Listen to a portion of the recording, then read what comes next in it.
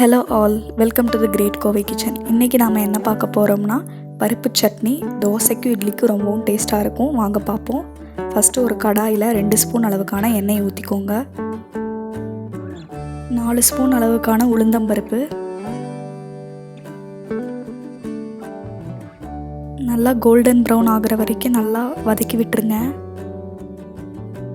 இந்த மாதிரி இன்னும் நிறைய ரெசிபி வீடியோஸ் வேணும்னா கண்டிப்பா இந்த சேனலை சப்ஸ்கிரைப் பண்ணிக்கோங்க.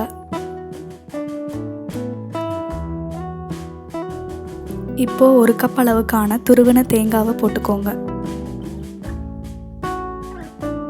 நல்லா மிக்ஸ் பண்ணிக்கோங்க.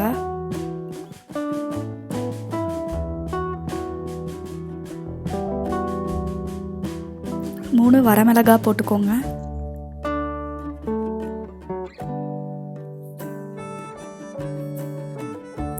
கூடவே சின்னோண்டு புளி போட்டுக்கோங்க.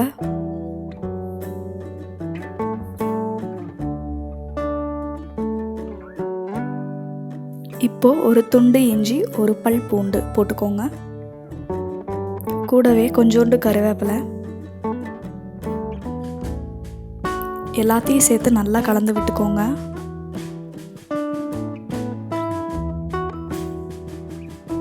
தேவையான அளவுக்கு கல்லுப்பு போட்டுக்கோங்க. இப்போ ஒரு கப் அளவுக்கான புதினா போட்டுக்கோங்க.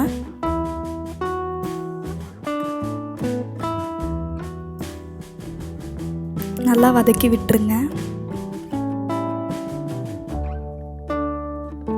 கூடவே ஒரு கப் அளவுக்கான கொத்தமல்லி போட்டுக்கோங்க.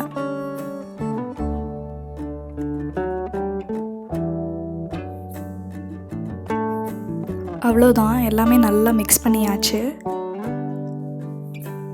இப்போ வதக்கி வச்சதை மிக்சியில் போட்டு நல்லா அரைச்சி எடுத்துடலாம்.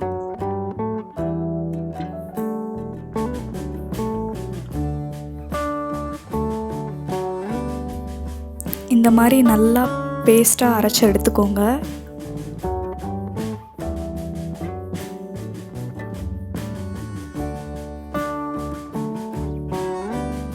அவ்வளோதான், பருப்பு சட்னி ரெடி ஆயிடுச்சு. இதில் தாளித்து ஊற்றிடுங்க.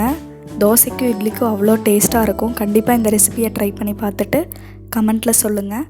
அண்ட் மறக்காமல் லைக் பண்ணுங்கள், ஷேர் பண்ணுங்கள், சப்ஸ்கிரைப் பண்ணுங்கள். தேங்க்யூ.